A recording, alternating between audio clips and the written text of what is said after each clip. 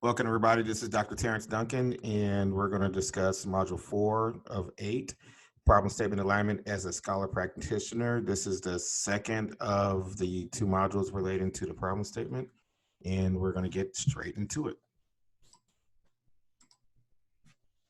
The objectives for this particular module include continuing the foundation of problem statement development, understanding responsible research and innovation, identifying alignment strategies between the problem and purpose statement, and knowing the roles of a scholar practitioner. You may recall from the prior module the key points, which included the problem statements are developed by sound research.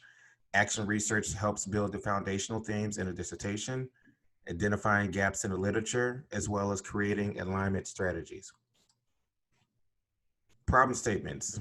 Problem statements usually address the what. So that's the title of this particular slide.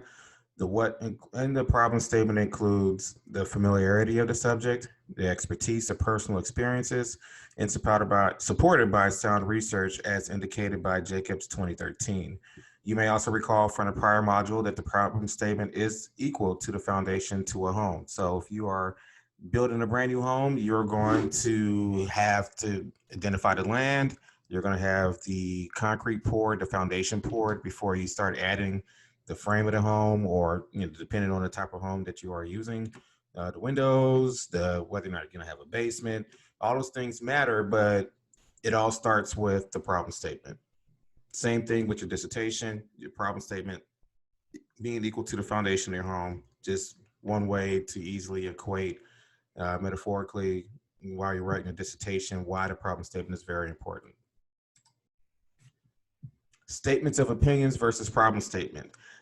Normally you hear in conversations outside of academia about statements that are held on news stations or particular debates or just even conversational. Statements of opinions, what they are, they include judgment, viewpoints, or statements that may not be conclusive or factually based. The statements of opinions may not be fundamentally supported by sound research. And as far as your dissertation is concerned, statements of opinions do not align with the problem statement or the development of the study, as well as the statement of opinion being broad in scope, and it may not provide value in advancing ongoing research. What you need to remember is that the problem statement is factually supported by academic research to justify the rationale of the desired study. Statements of opinions, you can think of it something like, well, you can do like for a fact, you can say that the sky is blue when it is clear outside. But if you said that it is partly cloudy and there's clouds, not that many clouds, so one may make an argument that it's mostly sunny or could be mostly cloudy, just depending on perspective or the viewpoint. So, but if you know that the sky is blue when it is clear and sunny, that is a fact, that's something that can be factually supported based by the scientific research to justify that particular statement. Elements of a problem statement, all of them are not all problem statements. If you look across different dissertations from different universities across the nation or even across the world, but what you normally see in the problem statement and for the scope of the problem statement that you should develop, you should consider some of the following areas of the development. The first one is the general problem. What is the general problem? That is mostly a broad statement. If you think about it from a microeconomic concept, you could say that the general problem is the macroeconomic statement. Number two, what gaps are being addressed? Their studies you shouldn't take a guess at understanding what those gaps are. Those gaps should be identified by sound research, and that is normally going to be supported by 2 or 3 citations. The nature of the research problem and its importance to business practice. For those who are looking to complete a study that's related to the particular practice or field, you want to be relatively familiar with what the problem is, and if you are looking at a larger scope of problems, you want to break it down to something that's a little bit more manageable, which you're going to make it specific, but you want to be able to identify the research problem and understand why it is important to business practice, and your problem statement should clearly articulate that as well. Number 4, it develops connectivity from general to the specific problem. This is usually found within a sentence or two, supported by citation. in regards to how you're going to connect your broad to your specific. So what you're going to do is that you're going to think of it like if you're taking a road trip somewhere. You know, it's going to take 10 hours to get to point A to point B, but you may say that it takes 4 hours to get to the next major metropolitan area, and that some may use it as a quote unquote checkpoint, so to say. So that is the connectivity. But your overall trip to, let's say, St. Louis to New Orleans, your in between points are going to be Memphis, Jackson, then you reach New Orleans, and so your points of connectivity on that particular trip would be Memphis and Jackson, which is how you're building the connection from St. Louis to New Orleans. Number 5, we talk about multiple citations. You definitely want to have citations in your problem statement because let's go back to what we said earlier about the problem statement being similar to the foundation of the home. You got to have something that's very firm, something that can be very supported, and something that can really uphold the rest of the study, or in the home analogy, you use that to hold the foundation, or not the foundation, use the foundation to help maintain the structure of the entire home itself. Statistical value, I always recommend that you should provide some kind of a statistical value to help underscore the business problem. When you're looking at maybe like healthcare adoption, you don't want to just say, okay, well, there's a problem in IT adoption, or how the end user may embrace technology adoption. You may want to say, okay, this particular study may look at the resistance by end users in accepting new technology. Their resistance results in an increase of medical errors, which costs the industry up to $200 billion. Precision is the word count. So every school, regardless of what school that you attend, is always going to have a word count requirement. And so just be familiar about what schools' word count requirements are and stay within it. So again, that's why I use the word precision. So if you have 250 words in a particular dissertation problem statement, make sure you have 250 words. If you are 3 to 4 words over, believe it or not, it will get rejected, and because it will be requested for you to be precise within that prescribed word count. Problem statement example, since I'm doing the presentation and the lecture, I thought it would be best just to bring out the problem statement for my dissertation. This is not the full problem statement. This actually is the last half of the problem statement within my dissertation. And as you see, I noted what the general problem, which is basically the 30,000 foot view, the macro view, talked about the $300 billion savings potentially from EMR adoption. However, at the time that I wrote my particular dissertation, the specific problem addressed how difficult it was for the EMR adoption, electronic medical records adoption. And despite the potential savings that was there, why were the end users, which was identified as physicians at that time, why was there so much resistance in embracing those adoptions? Now we can make a statement of opinion and say, oh, it was because of age, or it could become due to financial concerns, whatever the case may be. Those are statements of opinions, but I had to research to be able to find the facts. And that's where my study entailed. So the problem statement may be the what, the purpose statement is the why. And what the purpose statement does is that it signals the intent and the desire of the proposed study. It is similar to the first minutes of a movie show. Think of it like a Marvel movie. You know, when you see Infinity War, they had the clips with Iron Man waiting. I can't actually remember off the top of my head, but Iron Man was, before every Marvel movie, there was something that happened that happened before the credits started. So think of your purpose statement as that particular first minute and a half before the actual movie kicks off, before it starts showing the intro to the word. Same thing if you binge a lot of shows. A lot of shows nowadays, they show maybe like some action or maybe a dialogue that may occur right before they provide the show title. So that's what your purpose statement mirrors. Is actually metaphorically similar to almost a trailer within the actual show or the movie itself. The purpose statement also identifies the target population, and the purpose statement also restates the intent of the study. Bias is something that you should be guarded against throughout your entire dissertation process, whether you're in the first stages, the middle stages, or the last stages. And believe it or not, there is bias in developing your purpose and problem statements. Ways to avoid such bias includes to strive to become more holistic in your research views, avoid focusing heavily on one methodology over another. That is a common mistake that I see with a lot of students when they first try to work on their dissertations, is that they're actually, believe it or not, qualitative is the most common methodology that I see students going into when they start their actual dissertation proposal um, process. And they're not even aware that quantitative could be more beneficial. And even vice versa, you might somebody that might be more of a statistical, data-driven individual, analytical individual, and they may say, okay, well, I want to use a quantitative study to examine why this is happening, why that is happening. But over the course of time and just the way that their proposal was written, it may lean more towards qualitative. So we'll talk about that briefly in a moment. Other ways to avoid bias is to switch methodologies, or actually, I'm sorry, it's not uncommon to switch methodologies during the proposal stage.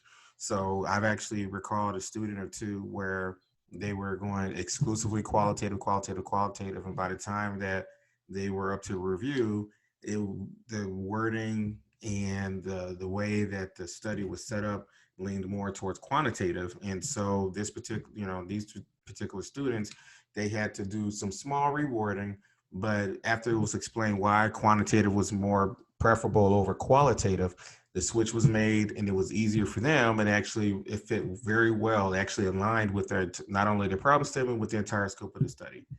Another way to avoid bias is to develop a multi-lens approach and developing a problem and purpose statement. Where are you getting your information from? Are you looking exclusively towards qualitative because you feel that asking questions, open-ended questions, going to give you the answers you need? Or are you fearful of statistics, which is the reason why that you don't want to touch quantitative? When you are working on your dissertation, and especially your purpose and your problem statement, you should be able to look at, when you're pulling the research, you should be able to look at the data that's used, the methodologies used to try to develop an understanding as to why this particular method is more useful than others.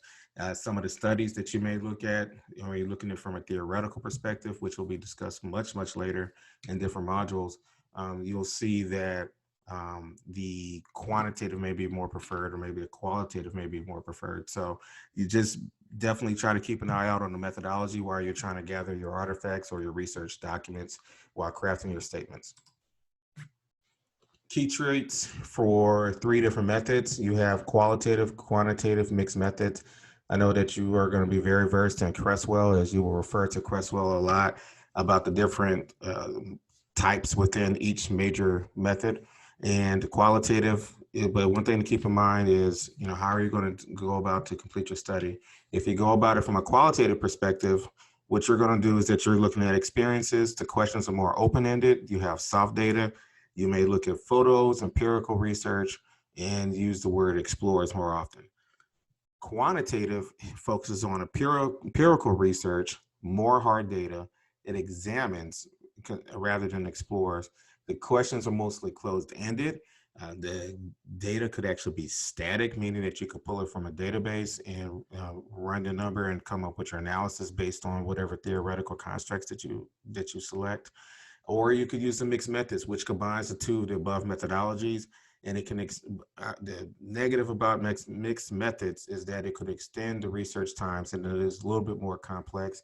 Not something that I'm very keen on for any students that work under my mentorship, just because of the timing of it, and that you're basically trying to solve 2 nuanced methodologies into one comprehensive dissertation. So I think mixed methods personally, it's not supported by research, but I think personally mixed methods is more ideal for if you're trying to do a research for a grant. If you have a grant proposal and that's part of the terms of the actual grant money being received, is that you're supposed to produce XYZ as far as maybe clinical data or some kind of survey data.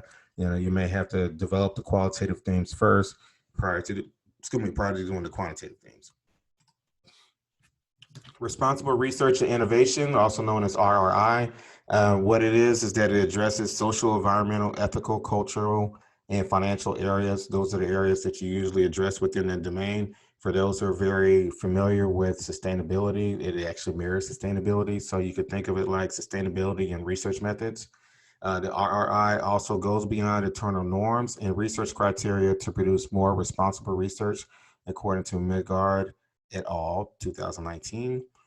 The RRI is derived from a European model, and it actually denotes collaboration between the mentor and candidate found in most US scholar practitioner models. So the DBA process mostly came from overseas.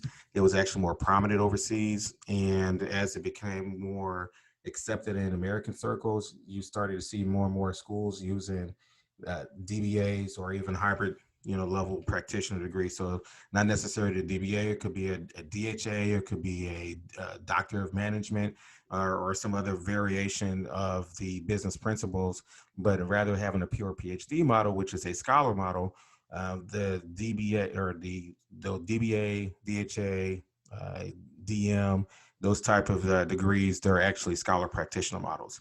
One more note about the RRI is that it's a critical reflection in the learning process. You're able to look at holistically, not only how you're able to approach a study, but you're also looking at it from a dual lens. So it's usually from a scholar model where it's maybe a little bit more rigorous in design, or it could be a practitioner model where it actually addresses a immediate business problem, or not necessarily business, but an immediate need or problem in that particular field or industry. Questions to ask under the RRI. There's some critical reflection questions you should ask, and those questions should be answered responsibly by both the student and your mentor or your chair. Such questions include: what is a good research practice in the field? What type of skills have been gained through formal education? As well as how does the research benefit the field as well as society as a whole? The scholar practitioner model. The scholar practitioner model blends a combination of theoretical research and informed knowledge with professional and personal experiences. Remember the word action research. It's bringing it back up again for the fourth module. And action research assists clients, colleagues in their respective industry, according to McClintock, 2004. It's a practical application of scholarly knowledge and research, and it is unofficially considered a hybrid model to address immediate practical problems in fields such as engineering, education, psychology, business, healthcare. Some additional facts on the scholar practitioner model. You need to know the difference between the scholar and the practitioner separately. There's actually research that addresses it across the board, but scholars, so according to Buick et al. 2016, scholars are more involved with the rigors and relevance of the research itself. You can go from a broad, a little bit more refined argument that scholars probably look at more of a broader sense, even though all research in the end ultimately is going to be refined, but they may be looking more for fundamental theoretical development, whereas practitioners look at the relevance and context of problem-specific research to real-world problems. And so one way to look at that is that maybe the more specific time of that particular problem within a specific time in that particular industry to try to come up with a specific result that can be digested immediately by that particular real-world industry, field, colleagues, clients. Scholar practitioners are a marriage between the two sets of research practices. So for those who are taking most classes in their program, realize that you are doing this for your scholar practitioner model. And when you do want to complete your degree, it is going to be a scholar practitioner model because it does apply to the business practice as well as identifying a specific problem that's relatively recent, and you're trying to help contribute to solutions in that particular area.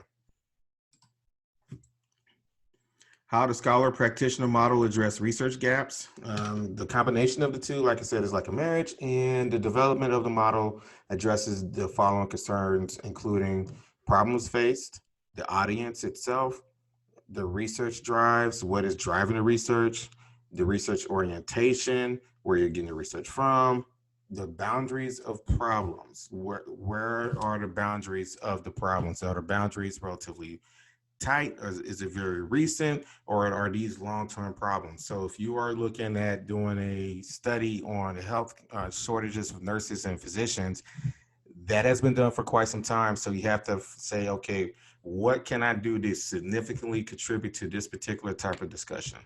Time orientation, again, scholar practitioners, you look at something more recent and relevant. So that's why you have a lot of a push to have your sources within 5 years.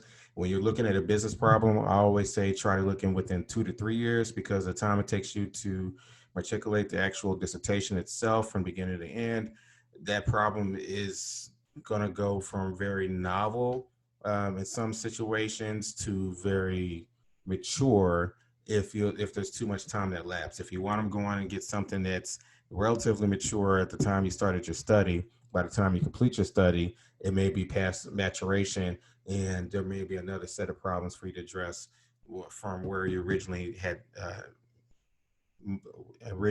preferred to start looking at. There are challenges for scholar practitioners, and there's something that you have to recognize as a scholar practitioner, and it's not uncommon for those who complete the degree to experience this, but it is a reality, and we all have a service to do as scholar practitioners, to not only inform, but to educate and also to represent. So some of the challenges include being accepted or embraced by corporate America. I can say for myself personally that when I received my degree, I did not get a raise right away. And actually, I didn't get a raise at all. I didn't get a promotion or anything like that. So even though I had the advanced degrees and I had access to a wealth of knowledge, it helped me perform my job way much more efficiently.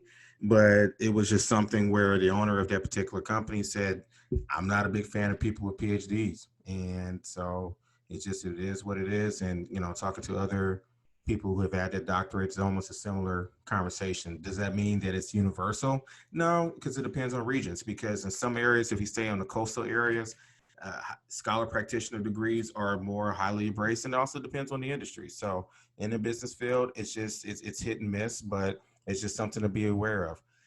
Other challenges for scholar practitioners include becoming a leaders of significant change within the business community. How are you going to become a leader of significant change within the business community? Achieving your doctorate, how special it is, and everything that comes along with it does not automatically equate you to being a leader in the community. So you have to find ways to be a constant driver of significant change within the business community. Stakeholder management, for those who are familiar with project management, depending on the field that they're in, stakeholder management involves the way that you interact with internal and external stakeholders. It could also be the general public. It could be your employees. It could be something within the industry. But scholar practitioners are very responsible for stakeholder management because it communicates how the research benefits stakeholders.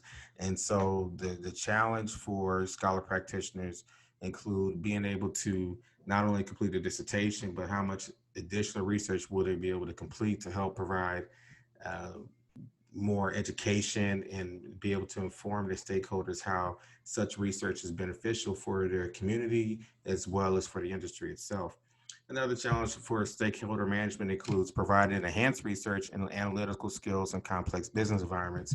Because if you have a DBA and you work primarily in the financial field, they might have more practical use just because of the analytical skills in nature. However, if you're in organizational culture, it could be a mixed bag just based on whoever's in that business circle. So it's just something to kind of keep in mind. However, do not get deterred by not really the immediate non-acceptance. Just don't get deterred for people not understanding why you're making this walk. Do not get deterred for why you're doing this particular type of research. You have to understand that for those who do complete this particular type of degree or any kind of terminal degree, you're within the top 1.5% in the country. So it's not an easy process. And because you are in such a finite group, it makes it very more difficult for people to wholly accept the walk or the path. But it is our responsibility, once you do accomplish a degree, that we provide significant contributions in whatever our desired personal or professional experiences are. And the last one, a challenge for scholar practitioners, even though I hinted out on this, it's the finite view of graduates. So graduates needs to continue to be informed. It's highly recommended that you maintain your network within your colleagues that you are going with your dissertation with, your dissertation journey with your mentor or others in the business community who might also have a similar terminal degree, because of the fact that it expands your network. It also expands opportunities. Here are the slides and the references that I use for this particular presentation. And once again, thank you for listening to module 4 of 8. And if you have any questions, please feel free to give me a call. Thank you.